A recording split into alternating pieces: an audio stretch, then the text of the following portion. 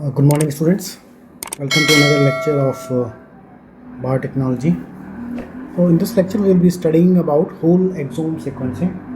So, before going into the whole exome sequencing in detail, let's discuss what is an exome and what is a genome.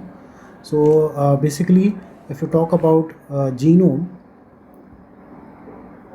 so genome is the complete set of genes within the particular individual. Let's suppose we are talking about a human species, then all the genes that are present within the cell, within the single cell of a particular of that individual will constitute the genome. Okay, and now because it is the complete set of genes.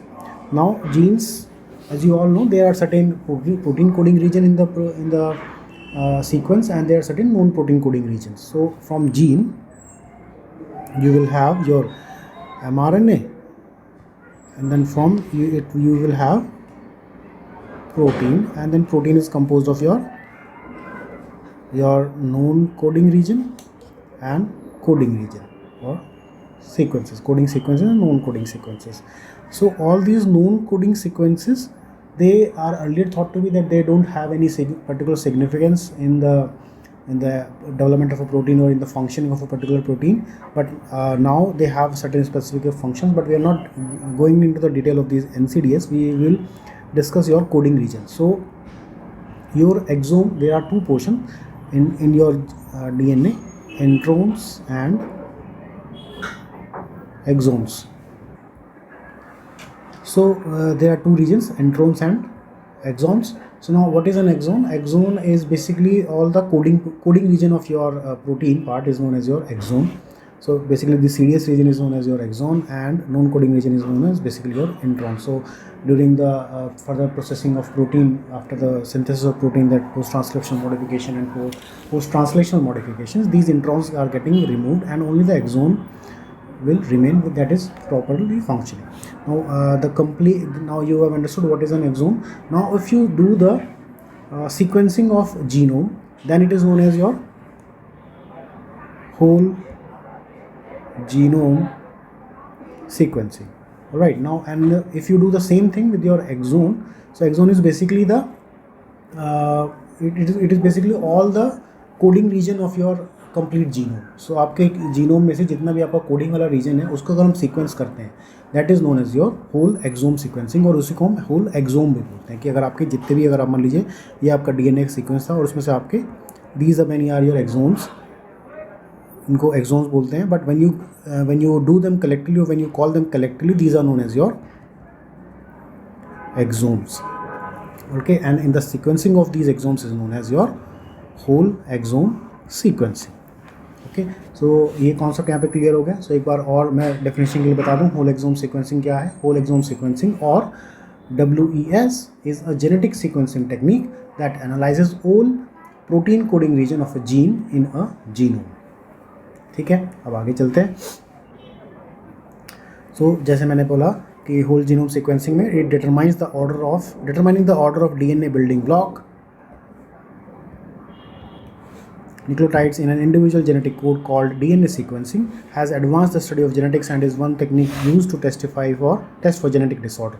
Two methods, whole exome sequencing and whole genome sequencing, are increasingly used in healthcare and research to identify genetic variations. तो हमको पूरा genome sequencing का purpose भी हमारा ये है कि we can identify the variants or mutations in your genome or in exomes. So you can find out the correlation between the development of a disease and with the presence of a mutation.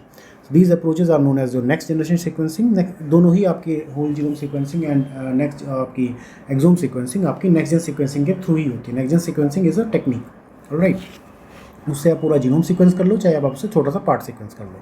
The original sequencing technology जो मतलब जो आपकी next generation sequencing है, that is also using the same principle of Sanger sequencing. But Sanger sequencing was expensive and slow, so उसका एक नया modified version आ गया NGS. तो NGS हम किसी और लेक्चर में डिस्कस करेंगे. Today we will be discussing only about exome sequencing. All right, so together all the exome in a genome are known as the exome. The method for sequencing them is known as whole exome sequencing. This method allows variation in the protein coding region of any gene to be identified rather than only in selected few genes. Okay, and another method called whole genome sequencing determines the order of the nucleotide in an individual's DNA and can determine variations in any part of the genome. So अब थोड़ी cost देख लेते हैं कि the cost of synthesis of a human genome, उसकी sequencing की cost क्या थी. As you can see here in the year 2001 when this whole human genome project was started. At that time, the complete human genome was synthesized at approximately $150 million. So that is an approximate number here you can see. And as we have improved the technology over the years, in the year 2021, the cost has significantly reduced to approximately $100,000. And due to recent technology advancements in the last few years, now at present the cost of synthesizing of a complete whole genome is approximately $1,000. Okay, now इसका एक diagram देख लेते हैं कि what is the difference और how is genome sequencing done. आपका क्या होता है जीनोम सीक्वेंसिंग में, आप you have a reference generating reference genome sequence हम बना रहे हैं. एंड इसमें आप एक पर्सन का जीनोम सीक्वेंस कर रहे हैं. यहाँ पे एक रेफरेंस बना रहे हैं, यहाँ पे एक पर्सन का सीक्वेंस बना रहे हैं. तो दोनों का जीनोमिक डीएनए मिलेगा. दोनों को हम ब्रेक डाउन करेंगे. Break genome into large fragments and insert into clones. इसमें क्या हमने किया है, break genome into small pieces में क्लोन्स को इंसर्ट नहीं किया है. उसको हमने क्लोन्स को ऑर्डर में अरेंज किया. And then we have because human genome project, ये आपको दिखा रहा है ह्यूमन जीनोम प्रोजेक्ट में क्या होता है, जिसमें हमने ह्यूमन जीनोम का रेफरेंस जीनोम सेट किया था, बनाया था. तो हमने क्या किया था कि आपके सारे डीएनए को तोड़ा था एंड देन उसके ऑर्डर क्लोन्स में इसको डाला था. And then we have shifted to different countries, because एक कंट्री आपका सारा कंप्लीट प्रोसेसर नहीं कर सकती, because it is very expensive and lengthy process. तो उन क्लोन्स को हमने अलग अलग कंट्रीज़ में भेजा था. उन्होंने वहाँ पे जाने के बाद उन्होंने क्या किया, break individual clones into small pieces, generate thousands of sequence reads and assemble sequence of clones. इनको फिर हमने एम्प्लीफिकेशन किया था. फिर एम्प्लीफिकेशन करने के बाद हमने इनको अलग अलग पैटर्न्स में अरेंज किया. ये अरेंजमेंट है. तो इससे हमने सीक्वेंस कैसे बनाया, अब ये देख लीजिए. मान लीजिए ये वाला सीक्वेंस अगर हम बात करें, थोड़ा जूम कर लेते हैं इसको. अगर मैं इस सीक्वेंस की बात करूं तो इस सीक्वेंस का ये वाला इतना पोर्शन भी ओवरलैप कर रहा है, ये वाला ओवरलैप कर रहा है यहाँ से, और ये वाला ओवरलैप कर रहा है यहाँ से. ठीक है, तो इतना सीक्वेंस आपका इस वाले से ओवरलैप कर रहा है, इतना वाला सीक्वेंस आपका इस वाले से ओवरलैप कर रहा है. तो अगर दोनों सीक्वेंस हमारे पास पते हैं, हमें यही नहीं पता कि ये वाला सीक्वेंस इसके आगे आएगा या इसके पीछे आएगा. ये इस वाले सीक्वेंस की बात कर रहा हूँ, ये वाला सीक्वेंस कहाँ पे आएगा. बट वी ओनली नो कि ये इसका इतना वाला पार्ट इससे मैच कर रहा है, इसका इतना वाला पार्ट इसका इतना मैच कर रहा है. So it is a logical conclusion कि ये वाला जो सेगमेंट है ये इन दोनों के बीच में आएगा. ठीक है, इस तरीके से हमने पूरा कंप्लीट पूरा जीनोम के सीक्वेंस इस तरीके से बनाते थे कि ये सेम चीज़ हमने इसके साथ करी, सेम चीज़ हमने इसके साथ करी, इसका भी कुछ पोर्शन यहाँ पे ओवरलैप कर रहा है, यहाँ पे ओवरलैप कर रहा है. तो हमने कंक्लूड किया कि आपका ये वाला पोर्शन जो इन दोनों के बीच में आएगा. ठीक है, तो अब जीनोमिक हम बात करते हैं जी. अब हमने पर्सन के जीनोम को कैसे सिंथेसाइज किया. उसमें हमने इस जीनोम को अलग अलग पीसेस में तोड़ा, millions of sequence of reads बनाए, और उसके साथ भी हमने सेम यही काम किया जो हमने यहाँ पे किया. ये वाला सेम काम हमने इसको यहाँ किया, और फिर उसको हम कंपेयर करते हैं रेफरेंस सीक्वेंस से. ये आपका नया वाला सीक्वेंस बन के आया किसी इंडिविजुअल का, और हम उसको कंपेयर करते हैं रेफरेंस सीक्वेंस से to identify your different mutations. Okay,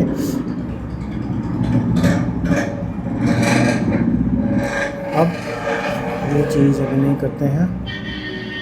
ये टाइमलाइन ऑफ कॉस्ट मैंने आपको बता दी थी कि it cost around $150 million world wide in 2003. जो मतलब इसके अगर अप्रॉक्सीमेट रेंज लगाएं तो इट वाज रफली अराउंड $1 बिलियन का खर्चा था इसमें, $1 बिलियन USD का. 2003 के आसपास की मैं बात कर रहा हूँ. बट अब वो that cost has been reduced significantly. अब 2016 तक की जो कॉस्ट है वो आपकी based on the data collected from NHGRI funded genome sequencing groups, the cost to generate a high quality draft whole human genome sequence in mid 2015 was just about $4,000. By late 2015 that figure had fallen to $1,500. The cost to generate a whole exome sequence was generally below $1,000 USD. Alright, तो अब इसके steps देखते हैं. Whole genome sequencing के steps क्या हैं. Same नहीं है होल जीनोम सीक्वेंसिंग और होल एक्सोम सीक्वेंसिंग में, सिर्फ फ़र्क है आपके जीनोम. उसमें हम सिर्फ कुछ पार्ट सिंथेसाइज करते हैं और जीनोम में हम कंप्लीट जीनोम सिंथेसाइज करते हैं, सीक्वेंस करते हैं. तो उसमें स्टेप्स तो लगभग सेम ही है. तो सबसे पहले आपको एक DNA का सैंपल लेना पड़ेगा.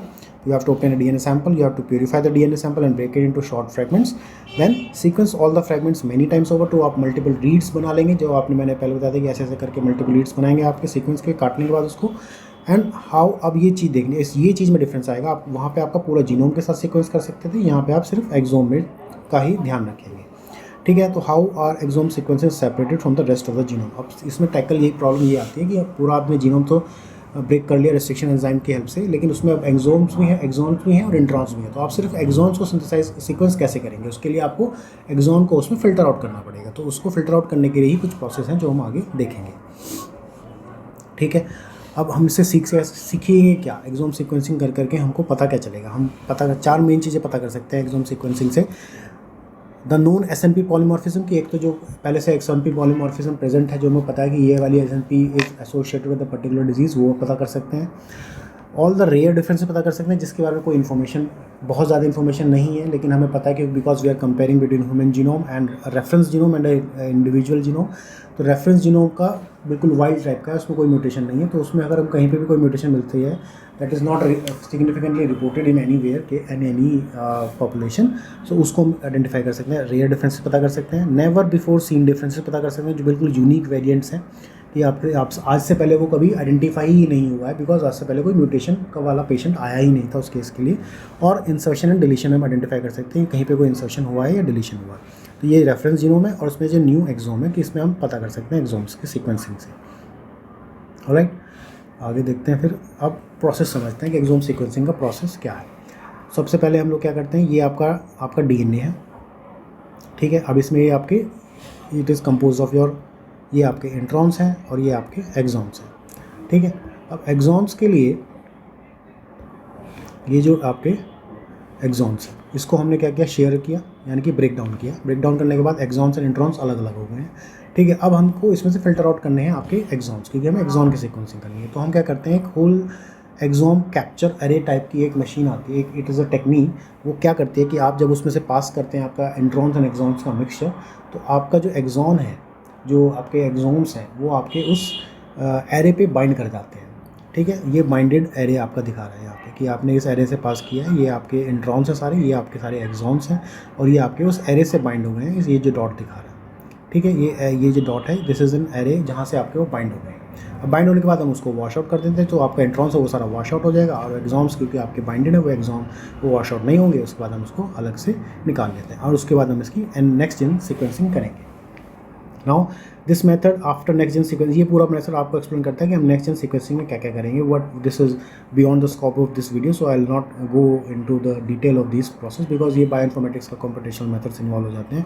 फिलहाल हम सिर्फ एक्सोम सीक्वेंसिंग की बात कर रहे हैं कि एक्सोम कि आप वेट लैब टेक्निक में कैसे उसको सीक्वेंस करते हैं, ठीक है।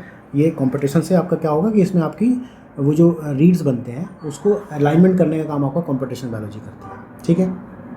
आगे चलते हैं। अब कुछ मेथड्स हैं आपके कि आप उसको कैसे कैसे आइडेंटिफाई, जो आपका फिल्ट्रेशन है एक्सोम्स का, वो किस किस मेथड से आप फिल्टर आउट कर सकते हैं, ठीक है। तो फर्स्ट मेथड हम देख लेते हैं। फर्स्ट मेथड में ये जो एरे बेस्ड मेथड, ये आपका मिक्सर था आपका, इसमें आपका लगा हुआ है कि आपका ये एक्सोम्स एंड इंट्रॉन्स का मिक्सचर है। तो ब्लू वाले आपके एक्सॉन्स हैं और रेड वाले आपके इंट्रॉन्स हैं।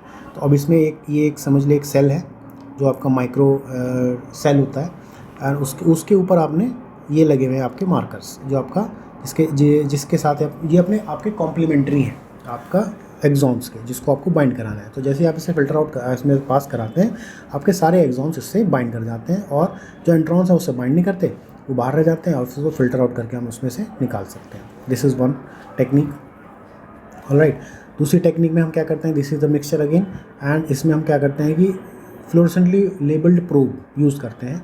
सेम चीज़ जो हम यहाँ पे है, सेम चीज़ हम उसको यूज़ कर रहे हैं, बट इस पे हम एक माइक्रोटाइटल वेल यूज़ कर रहे थे, इसमें हम सिर्फ एक प्रोब यूज़ कर रहे हैं, fluorescent probe, which can be phosphorus probe, ठीक है। तो उसमें क्या करते हैं, because these probes are specific to the exome sequencing, तो यहाँ पे जाके बाइंड कर जाते हैं, एंड देन बाइंड करने के बाद एक कलर प्रोड्यूस करते हैं। कलर प्रोड्यूस करने के बाद तो हम उसको ईजिली आइडेंटिफाई कर सकते हैं ये आपके एक्सोम सीक्वेंसेस हैं, ठीक है। एक तीसरी मेथड है जिसमें आपके मॉलिक्यूलर इन्वर्जन प्रोब्स का यूज़ किया जाता है, कि यहाँ पे भी एक प्रोब यूज़ कर रहे हैं, जहाँ पे जैसे यहाँ पे मैं फ्लोरेसेंट प्रोब यूज़ किया था, बट इस प्रोब के साथ एक एक स्पेशलिटी है यहाँ पे कि ये क्या करते हैं, ये आपका इसमें हम अलग अलग सीक्वेंस लेकर नहीं चलते। जैसे इसमें हमारे पास ब्रेक डाउन सीक्वेंस था एक्सॉन्स और इंट्रॉन्स का, यहाँ पे एक कॉम्बिनेशन, यहाँ पे हमने एंजाइमेटिक ब्रेक डाउन ये नहीं किया है, यहाँ पे आपका कॉम्बिनेशन अटैच्ड है, एक्सॉन्स एंड इंट्रॉन्स अटैच है सिंगल सीक्वेंसेस में। तो हम क्या करते हैं कि इन इंट्रॉन्स जहाँ पे पता है एक्सॉन्स है, उसके सराउंडिंग वाला जो इंट्रॉन्स है, कुछ बेस पेयर्स हम आइडेंटिफाई करते हैं, ये वाले बेस पेयर्स को हम आइडेंटिफाई करते हैं सीक्वेंसिंग का, और उसका कॉम्प्लीमेंट्री एक सीक्वेंस तैयार करते हैं। ये वाला सीक्वेंस तैयार किया, ये वाला सीक्वेंस तैयार किया, ठीक है। और इसके बीच में एक अटैचमेंट लगाते हैं जो इसके साथ जाके बाइंड कर सके, ठीक है। तो अब ये इंट्रॉन्स जैसे, क्योंकि ये कॉम्प्लीमेंट्री है तो ये जाके बाइंड कर जाएगा और ये ऐसे इस शेप में आ जाएगा, ठीक है। अब उसके बाद क्या होगा कि हम पॉलीमरेज एंजाइम यूज़ करते हैं और इस एक्सोम की कॉम्प्लीमेंट्री कॉपी हम यहाँ पे सिंथेसाइज करते हैं। ये कॉम्प्लीमेंट्री कॉपी सिंथेसाइज करने के बाद यहाँ पर रुक जाएगा और यहाँ पे हम इसका ब्रेक डाउन कर देंगे। ब्रेक डाउन करने के बाद क्या होगा कि ये यहाँ से पूरा सीक्वेंस निकाल लेंगे, तो ये हमारे पास एक्सोडाइजेशन करके हमारे पास ये पूरा सीक्वेंस आ गया। और उसके बाद हम फर्दर इसको डाउनग्रेड करके और डाइजेशन करके सिर्फ इतना वाला पार्ट हम इससे निकाल लेते हैं। और इतना वाला पार्ट निकालने के बाद पास क्या होगा कि ये जो एक्सोन हम यूज़ कर रहे थे यहाँ पे, इस एक्सोन का कॉम्प्लीमेंट्री सीक्वेंस हमारे पास आ गया, तो हम उससे आइडेंटिफाई कर सकते हैं कि एक्सोन का एक्चुअल सीक्वेंस कौन सा था। This is known as molecular inversion probe technique, ठीक है। दूसरी एक मल्टीप्लेक्स PCR टेक्निक है, जिसकी तरह से हम आइडेंटिफाई करते हैं एक्सोन का सीक्वेंसेस क्या है। एक मिक्सचर है हमारे पास एक्सोन्स एंड इंट्रॉन्स का, उसमें हमने फ्लोरेसेंटली प्रोब आपके प्रोब्स लगाए, फ्लोरेसेंटली प्रोब और या प्राइमर कह सकते हैं उनको, ठीक है। वो एक्सोन के साथ जाके बाइंड कर जाते हैं और एक्सोन का एक कॉम्प्लीमेंट्री सीक्वेंस सिंथेसाइज कर लेते हैं। मल्टीपल कॉपीज़ हम उसकी बनाते हैं DNA पॉलीमरेज की हेल्प से, मल्टीपल कॉपीज़ बनेंगी। मल्टीपल कॉपीज़ बनाने के बाद हम उसमें एक फ्लोरेसेंटली प्रोब ऐड करेंगे और उसका सेपरेट एल्यूशन करके हम उसका कॉम्प्लीमेंट्री सीक्वेंस हम आइडेंटिफाई कर लेंगे, और उस कॉम्प्लीमेंट्री सीक्वेंस से हम फर्दर डाउनग्रेड करके आपका नॉर्मल सीक्वेंस आइडेंटिफाई कर सकते हैं, ठीक है। अब देखते हैं कि हम एक्सोन को सीक्वेंस करना क्यों चाहते हैं। मैंने आपको टेक्निक बता दी एक्सोन सीक्वेंसिंग की क्या है और कैसे करते हैं। 4-5 मैंने मेथड थे कि एक्सोन सीक्वेंसिंग को एक्सोन को फिल्टर आउट कैसे करना है वो मैंने बता दिया, ठीक है। अब देखते हैं इसका पर्पज़ क्या है, why we want to sequence an exon. एक तो सीक्वेंस सिंपल सी बात है कि आप उसमें से सिर्फ कोडिंग रीजन को आइडेंटिफाई करना चाहते हैं, क्योंकि सारी म्यूटेशन कोडिंग वाले रीजन में होती हैं, तो हमें पता चल इट इज़ चीपर। तो basically it is a cheaper thing. So हम क्या करना चाह रहे हैं इसमें, because it is a lot cheaper than sequencing a whole genome and get almost as much potentially useful information, क्योंकि होल जीनोम में आपका ज़्यादा डेटा लगता है, ज़्यादा एक्सपेंसिव है, तो एक्सोम कंपैरेटिवली हमें छोटी चीज़ें सीक्वेंस करनी पड़ेंगी, तो इसलिए चीपर है। वाई सीक्वेंस है जीनोम को हम सीक्वेंस क्यों करते हैं, to find out the cause of an unexplain disease that appears to be genetic और अदरवाइज क्यूरियोसिटी।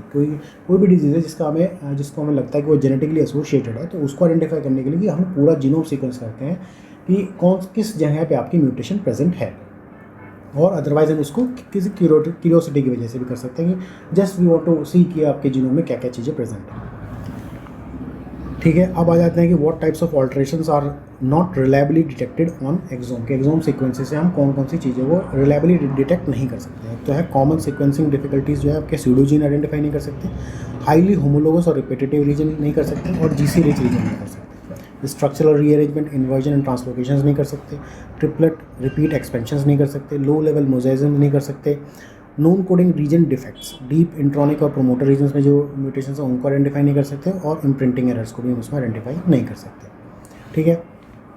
आगे देखते हैं कि ACMG क्या कहता है। American College of Medical Genetics recommends exome sequencing in किस सिचुएशन में आपको ACMG रिकमेंड करता है कि आपको एक्सोम सीक्वेंसिंग करानी चाहिए। एक तो पहला है नो सिंगल जीन और पैनल टेस्ट अवेलेबल, कि आप कोई भी म्यूटेशन अगर ढूंढ रहे हैं उसका कोई सिंगल जीन टेस्ट अवेलेबल नहीं है, अगर सिंगल पैनल टेस्ट अवेलेबल नहीं है, then you can go for exome sequencing. Phenotype और family history data strongly implicate a genetic etiology, but the phenotype does not corresponds with a specific disorder for which a genetic test targeting a specific gene is available on a clinical basis. यानी कि phenotypic के basis पे आपको जो genetic test आप करना चाहते हैं वो अवेलेबल नहीं है, ठीक है, then you can go for exome sequencing.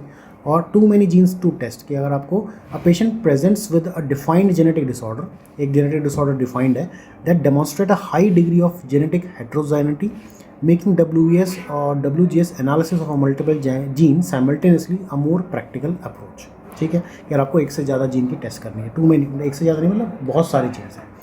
Past genetic testing have been uninformative, कि अगर पास में कोई जेनेटिक टेस्ट हुआ था उससे कोई सीक्वेंस कोई कंक्लूजन नहीं निकला है, then you can also go for your exome sequencing.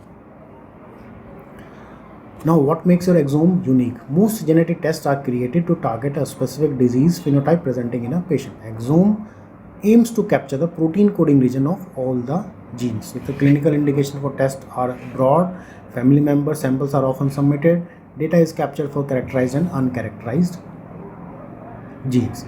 ठीक है, एक छोटा सा फ्लो चार्ट है कि आपको इसमें किस WES किस केस में यूज़ कर सकते हैं. WES या तो रिसर्च के केस में यूज़ कर सकते हैं या डायग्नोस्टिक स्क्रीनिंग में करते हैं. रिसर्च में भी कैंसर का आइडेंटिफाई हो सकता है, डायग्नोस्टिक में भी कैंसर का है, और रिसर्च में आपको कॉमन डिसऑर्डर्स भी आएंगे और इसमें मोनोजीन डिसऑर्डर्स आएंगे. मोनोजीन का मतलब है जिसमें सिंगल जीन की म्यूटेशन है. अब ये आपका क्लासिकल मेंडेलियन की तरफ जा सकता है या हेट्रोजीनस डिसऑर्डर्स हो सकते हैं. इसकी बेसिस पे हम कोई नई जीन डिस्कवरी कर सकते हैं, या म्यूटेशन डिटेक्शन हो जाएगा, या प्री डिस्पोजिंग SNP हम आइडेंटिफाई कर सकते हैं, या इंटरेक्टोम एंड जीन नेटवर्क हम आइडेंटिफाई कर सकते हैं. इसके बेसिस पे हम लोग उस डिजीज़ का मैनेजमेंट भी कर सकते हैं. उसके बेस पे हम कर सकते assessment of efficacy of known drugs and new drugs भी कर सकते हैं इस इंटरेक्टोम और जीन नेटवर्क के बेसिस पे. इसके बेस पे हम एनिमल्स और ह्यूमंस में और सेल IPS में भी कर सकते हैं. यहाँ से हम म्यूटेशन डिटेक्शन अगर हो जाएगा तो उसमें हम ट्रीटमेंट एंड थेरेपी भी कर सकते हैं. उसके बेसिस पे वो भी डिजीज़ मैनेजमेंट में आएगा, और डिजीज़ मैनेजमेंट के अंदर पर्सनलाइज मेडिसिन भी आ जाएगी और ह्यूमन हेल्थ इंप्रूवमेंट भी आ जाएगी. ठीक है, so this marks the end of whole exome sequencing lecture. I know I have gone a bit fast, but because नहीं तो वीडियो बहुत ज़्यादा लंबा हो जाता. So I hope you have enjoyed this lecture. Thank you.